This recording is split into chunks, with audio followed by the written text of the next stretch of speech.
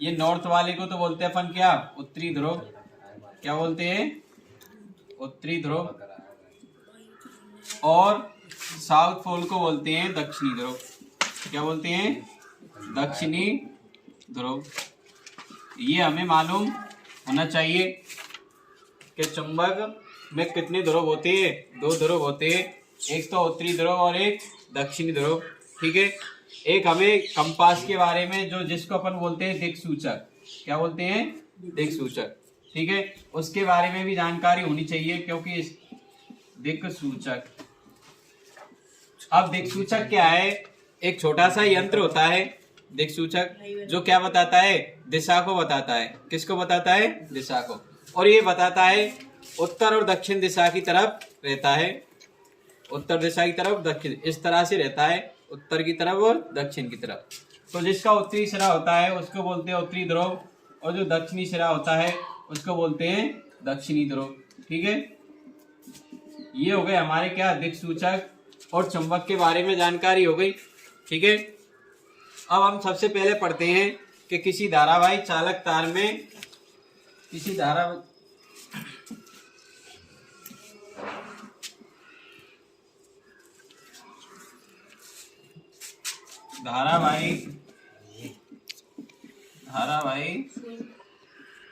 चालक तार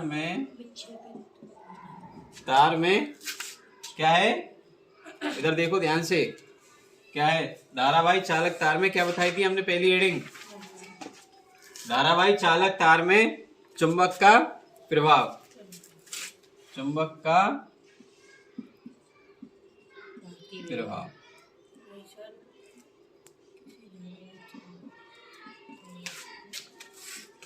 क्या बताई, किसी धारावाही चालक तार में चुंबक का प्रभाव। अब देखते हैं हम किसी धारावाही चालक तार में, तो हम बनाते हैं एक तो परिपथ बनाते हैं, क्योंकि हमें चित्र से समझना है कि चुंबक का प्रभाव किस प्रकार होता है, जो धारावाही चालक तार है वो किस प्रकार से चुंबक की भांति व्यवहार करता है। तो हम एक तो परिपथ लेते हैं, क्या लेते हैं, परिपथ, उसमें सेल बैटरी जोड़ देते हैं। ठीक है, और एक लगा देते हैं इसमें, यहाँ पर हम कुंजी के, क्या लगा देते हैं, कुंजी के लगा देते हैं।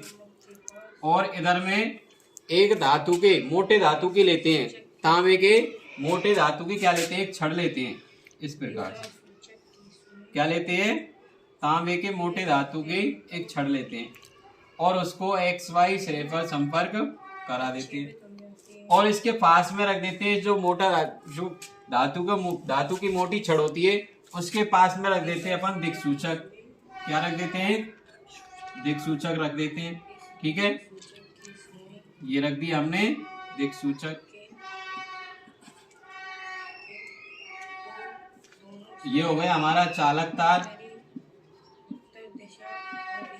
ठीक है, अब इसमें क्या करते हैं, जब इसमें कोई धारा प्रवाहित नहीं होती है, जब इसमें परिपथ में कोई धारा प्रवाहित नहीं होती है, तो दिक्सूचक में कोई विक्षेप उत्पन्न नहीं होता है, इधर उधर कहीं भी कंपन नहीं करता, एक अपनी स्थिर अवस्था में रहता है उत्तर और दक्षिण दिशा की तरफ। लेकिन जब हम स्विच को ऑन करते हैं, किसको, स्विच को ऑन करते हैं, तो इसमें धारा प्रवाहित होती है, और धारा प्रवाहित होती है तो इस चालक तार में भी धारा प्रवाहित होगी, और चालक तार में धारा प्रवाहित होगी तो हमारे पास, इसके पास में क्या रखा है, दिक्सूचक रखा है। तो दिक्सूचक की सुई में क्या होगा, विक्षेप उत्पन्न हो जाएगा। क्या हो जाएगा, विक्षेप उत्पन्न हो जाएगा। तो इससे हमें क्या पता चल रहा है, तो इससे हमें पता चल रहा है कि कोई चालक तार क्या कर रहा है, चुंबक की भांति व्यवहार करता है। तो इससे हमें ये स्पष्ट होता है कि चालक तार क्या करता है, चुंबक की तरह व्यवहार करता है। क्लियर, ये आपके समझ में आ जाना चाहिए कि धारावाही चालक तार चुंबक की तरह कैसे व्यवहार करता है। ठीक है, तो अब आगे होगी समझ में। तो अब आगे हम एक और देखते हैं, चुंबकीय क्षेत्र। क्या देखते हैं, चुंबकीय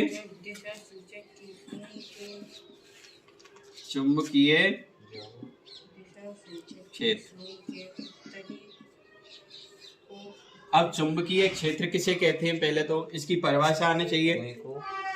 चुंबकीय क्षेत्र किसे कहते हैं, तो चुंबक के चारों ओर चुंबक के चारों ओर चुंबक का जो प्रभाव होता है उसे क्या कहते हैं? चुंबकीय क्षेत्र कहते हैं। जैसे हम देखते हैं ये हमारा चुंबक है और इसके चारों ओर इसका प्रभाव होता है। अब जहां तक इसका प्रभाव होगा, मान लो यहाँ तक है इसका प्रभाव, यहाँ तक इसका प्रभाव है, तो यही क्या हो जाएगा? इसका चुंबकीय क्षेत्र हो जाएगा। क्या हो जाएगा? चुंबकीय क्षेत्र। अब इसमें देखते हैं चुंबकीय बल रेखाएं। क्या देखते हैं? चुंबकीय बल रेखाएं, चुंबकीय क्षेत्र रेखाएं। तो देखते हैं चुंबकीय, तो इसकी परिभाषा आ गई चुंबकीय क्षेत्र की। तो चुंबक के चारों ओर चुंबक का प्रभाव रहता है, उसे क्या कहते हैं? चुंबकीय क्षेत्र कहते हैं। ठीक है, बिल्कुल सीधी परिभाषा है। चुंबक के चारों ओर चुंबक का प्रभाव रहता है, उसे ही क्या कहते हैं? चुंबकीय क्षेत्र कहते हैं। अब हम देखते हैं चुंबकीय बल रेखाएं। हमारे लिए ये सबसे मेन है क्योंकि एग्जाम में पूछा जाता है।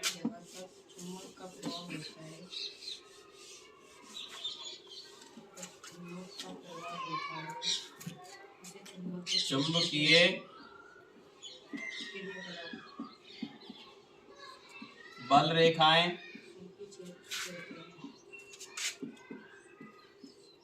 या चुंबकीय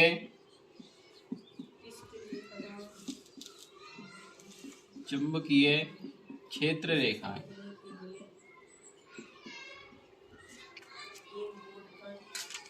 तो देखिए इसकी वीडियो थोड़ी बंद करना। चल रहा था चुंबकीय बल रेखाएं या चुंबकीय क्षेत्र रेखाएं। अब चुंबकीय बल रेखाएं और चुंबकीय क्षेत्र रेखाएं किसे कहते हैं? तो सबसे पहले तो हम चुंबक बनाते हैं। ये हो गया हमारा एक चुंबक। ठीक है, अब इसमें कितने ध्रुव होते हैं? 2 ध्रुव होते हैं, एक होता है नॉर्थ और एक होता है साउथ। ठीक है, अब चुंबक के बारे में हम देखते हैं कि चुंबकीय बल रेखाएं, चुंबकीय क्षेत्र रेखाएं किसे कहते हैं? तो चुंबक के चारों तरफ जो रेखाएं निकलती हैं वही क्या है? चुंबकीय बल रेखाएं होती हैं। तो देखिए चुंबकीय बल रेखाएं कहां से निकलती हैं? नॉर्थ पोल से निकलती हैं। कहां से निकलती हैं? नॉर्थ पोल, उत्तरी ध्रुव से निकलती है चुंबकीय बल रेखाएं इस प्रकार से, और कहां पर विलीन हो जाती है? साउथ पोल पर, दक्षिणी ध्रुव पर क्या हो जाती है? ये विलीन हो जाती है। कहां पर, कहां से निकलती है? उत्तरी ध्रुव से। कहां से निकलती है? उत्तरी ध्रुव से निकलती है इस प्रकार से।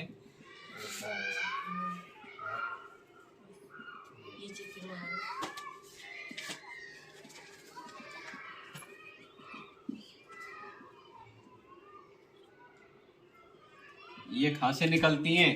चुंबकीय बल रेखाएं उत्तरी ध्रुव से। कहां से निकलती हैं और कहां पर विलीन हो जाती हैं? दक्षिणी ध्रुव पर विलीन हो जाती है। इस प्रकार से क्या है? चुंबकीय बल रेखाएं उत्सर्जित होती हैं। और अंदर चुंबक में अंदर बल रेखाएं किधर चलती हैं? तो चुंबक में चलती हैं बल रेखाएं इधर की तरफ। किधर की तरफ? दक्षिणी ध्रुव से उत्तरी ध्रुव की तरफ। किधर? दक्षिणी ध्रुव से उत्तरी ध्रुव की ओर चलती हैं। ठीक है, इस प्रकार से। तो ये आपको पता चल गया कि चुंबकीय बल रेखाएं कहां से निकलती हैं? उत्तरी ध्रुव से, और कहां पर विलीन हो जाती हैं? दक्षिणी ध्रुव पर। कहां पर? दक्षिणी ध्रुव पर। ये तो बाहर से जाती हैं। और आपसे पूछ लेगा कोई कि चुंबक में अंदर की तरफ चुंबकीय बल रेखाओं की दिशा कैसी होती है? तो दक्षिणी ध्रुव से उत्तरी ध्रुव की ओर। दक्षिणी ध्रुव से उत्तरी ध्रुव की ओर। अब इसमें क्वेश्चन बन रहा है कि सबसे अधिक चुंबकीय बल का प्रभाव कहां पर होगा? चुंबक का प्रभाव सबसे अधिक कहां पर होगा? तो देखिए जहां पर ये रेखाएं अधिक मिलेंगी, अब ये कहां पर मिल रही है? सबसे अधिक रेखाएं इन ध्रुवों पर मिल रही है या नहीं मिल रही? तो देखिए इधर नॉर्थ ध्रुव पर मिल रही है। नॉर्थ ध्रुव पर कितनी रेखाएं मिल रही है? 1 2 3 4 5 6। और देखो इधर देखो 1 2 3। तो सबसे कम कहां पर होगा चुंबक का प्रभाव? इधर। और सबसे अधिक कहां पर होगा? ध्रुव पर, उत्तरी ध्रुव पर और दक्षिणी ध्रुव पर। कहाँ पर होगा? उत्तरी ध्रुव और दक्षिणी ध्रुव पर। ठीक है, तो ये क्या हो गई? हमारी चुंबकीय बल रेखाएं हो गई कि किस दिशा में जाती है? तो उत्तरी ध्रुव से दक्षिणी ध्रुव, अंदर दक्षिणी ध्रुव से उत्तरी ध्रुव की ओर जाती है चुंबकीय बल रेखाएं। ठीक है, तो अब आगे समझ में, तो चुंबक की वे रेखाएं जो चुंबक के चारों ओर निरूपित होती हैं उन्हें क्या कहते हैं अपन? चुंबकीय बल रेखाएं कहते हैं। ठीक है, अब इसमें सबसे अधिक कहां पर है चुंबक का प्रभाव? ध्रुव पर। हमने कल प्रयोग करके बताया आपके लिए कि मान लो ये हमारा क्या है? चुंबक है, और इसको किसी बोर्ड पर हमने चिपका दिया और इस पर क्या कर रहे हैं? लोहे का बुरादा क्या कर रहे हैं? इस पर लोहे का बुरादा छिड़क रहे हैं। तो सबसे अधिक कहां पर चिपकेगा लोहे का बुरादा? इन ध्रुवों पर। कहां पर चिपकेगा? इन ध्रुवों पर। अब इन ध्रुवों पर क्यों चिपक रहा है? क्योंकि ध्रुवों पर क्या होता है? चुंबकीय प्रभाव सबसे अधिक होता है, चुंबक का प्रभाव सबसे अधिक होता है। ठीक है, अब इसमें देखते हैं कि अब इसकी विशेषता भी पूछ लेगा कि चुंबकीय बल रेखाओं की क्या विशेषताएं। तो विशेषता ये कि चुंबकीय बल रेखाएं उत्तरी ध्रुव से निकलती हैं और दक्षिणी ध्रुव पर क्या हो जाती है? विलीन हो जाती है। दूसरा कि दक्षिणी ध्रुव से अंदर की तरफ दक्षिणी ध्रुव से निकलती हैं और उत्तरी ध्रुव की ओर विलीन हो जाती है। ये क्या हो गया? चुंबकीय बल रेखाओं का प्रभाव हो गया। क्लियर?